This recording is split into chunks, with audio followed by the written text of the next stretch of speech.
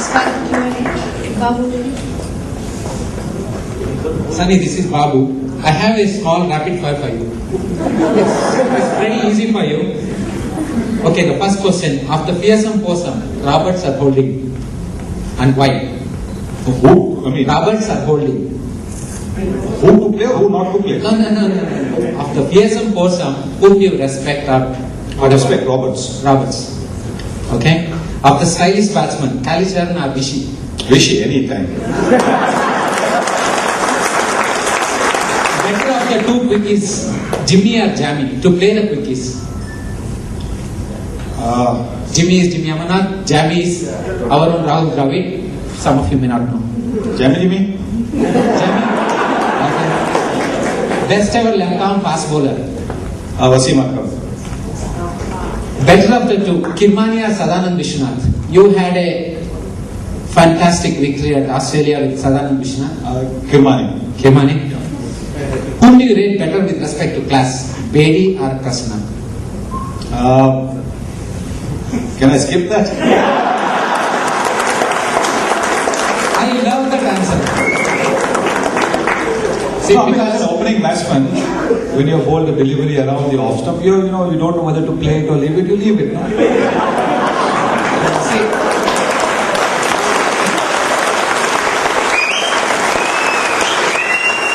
a very clever answer. It's a very good answer. And basically, I'm from the era when we were very keen to listen to the radio commentary of an entire test match. I'm from that era. So, Lara or Sachin? David Shepherd or Dickie Bird? Dickie Bird, because I think, Dickie Bird, apart from being a terrific umpire, he's also a very good barber.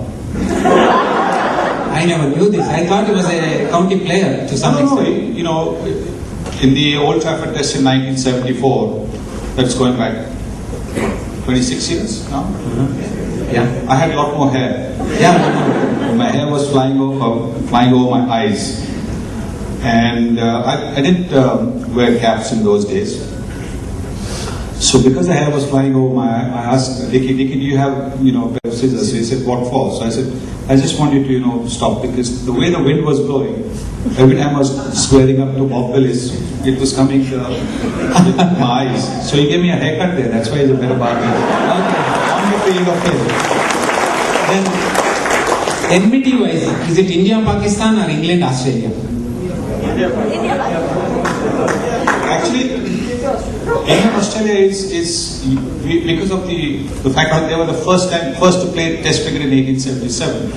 But honestly, it is Australia and New Zealand which is an even fiercer rivalry. Okay, but what about the incident that happened yesterday? Botham and Chappell. Yeah, but I think India, Pakistan.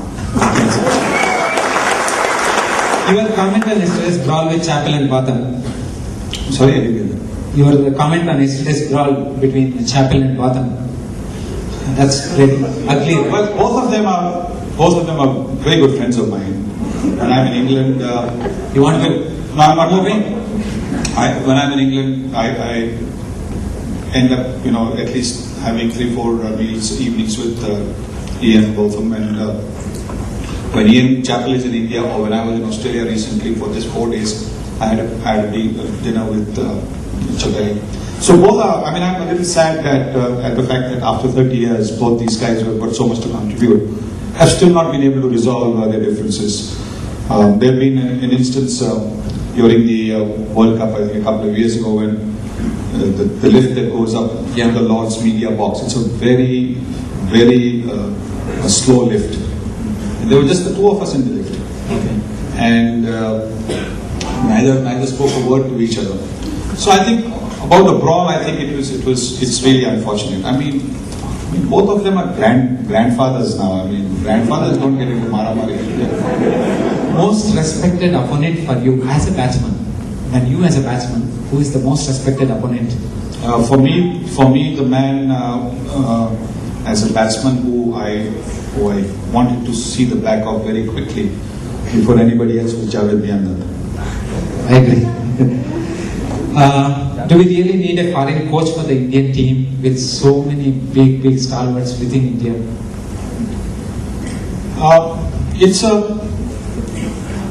It's basically a catch-22 situation. I think our boys tend to sort of listen to an overseas player more than they would.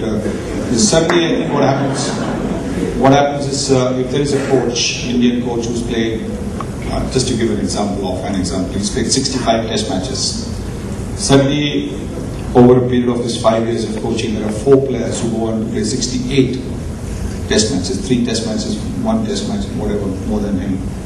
And then all the time they think, thought process is one where he's only played more than him, what is he doing? It doesn't happen with an overseas player, so you could have somebody who not even played a test match, but they would, just one of those things. Okay. Can India win the World Cup? After yesterday?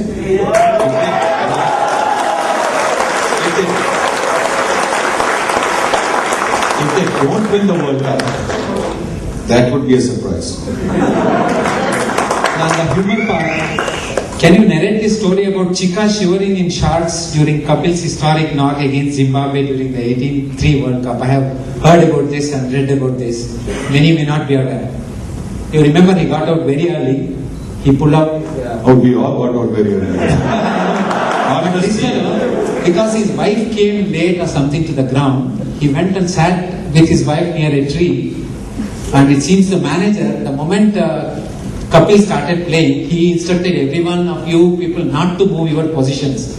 And Chika was shivering with his shorts in the cold. That's the story I have read in some article. With his wife next to him, he was shivering.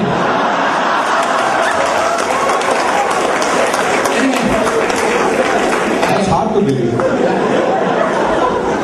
You are witty as ever. Thanks for your answers. And many of them tally with my marking. Okay. Thank you, Bhavdev sir. Anybody else has any questions?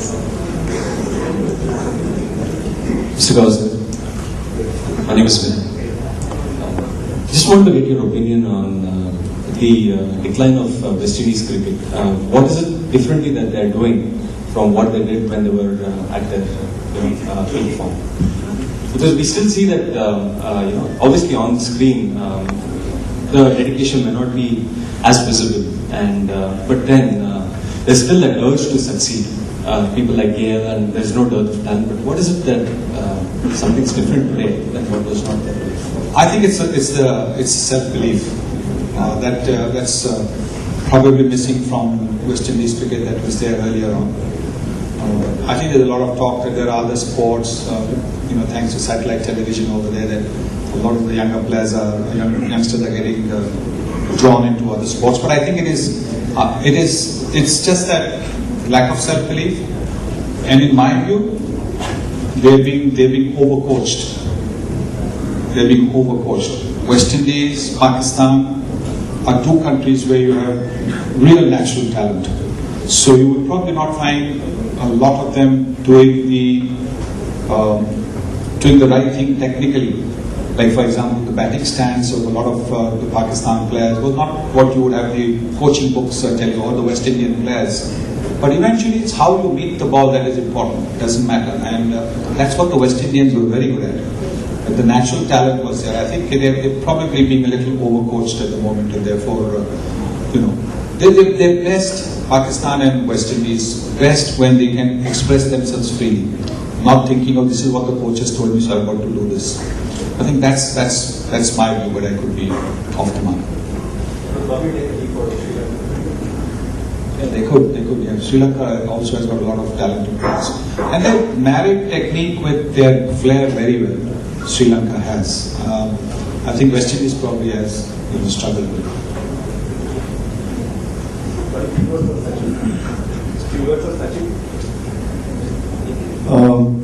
So this is more a generic question, sir. I think the time you were playing, before that we didn't have too many breakthrough players, and there was a point of time you were doing things normally, you could have been very successful, different from all the other players, or we didn't have too many sporting icons either. So what was that which drove you to achieve all that become the highest scorer of centuries or the highest aggregate? Because we didn't really have too much of